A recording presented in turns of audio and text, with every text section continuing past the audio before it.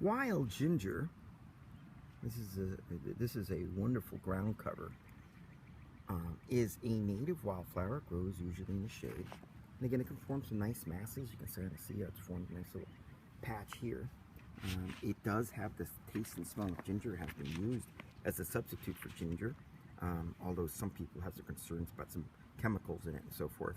But it is, it is a substitute for ginger. It's been used as such, and also medicinally for tons of years. It does taste like ginger. It grows these heart-shaped leaves, kind of glossy.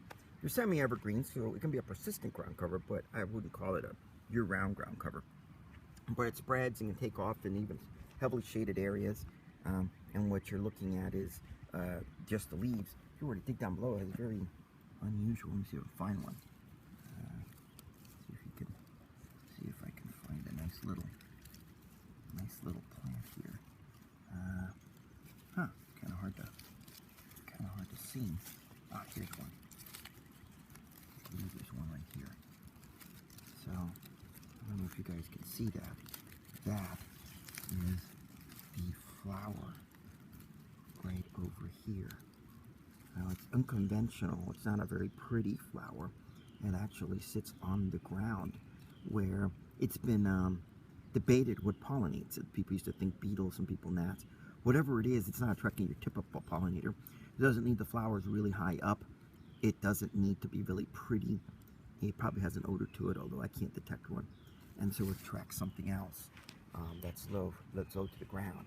And if it does get pollinated, it will then produce these seeds, and those seeds have something called an eliosome attached to them. An eliosome is an attachment formed out of proteins and lipids, which certain species of ants find irresistible. In fact, some species of plants even produce pheromones to attract these things. And the ants then take it away, and they act as the main disperser. It's a process called myrmecochory. And myrmecochory is the ants taking it back. They then take it to their nest, they peel off the eliosome, which is what they consume. And what's left over is the seed, which they discard into their trash bins. Now, these are areas that are very, very rich because of all the decomposing things in there. So what the ant just did is planted another one of these plants, spring ephemerals, or other types of plants such as wild ginger. They've taken the seed, moved it, planted it on the ground in nice, rich, new soil. It's protected now from the elements and from predators. And so about 1/3 of our spring wildflowers are myrmecochoous plants. We can thank the ants for all of them. But it's a neat little plant. Now, it doesn't always produce seeds. In fact, the main way it spreads is just what you're seeing right here. It produces a nice little ground cover because everywhere it touches the ground, another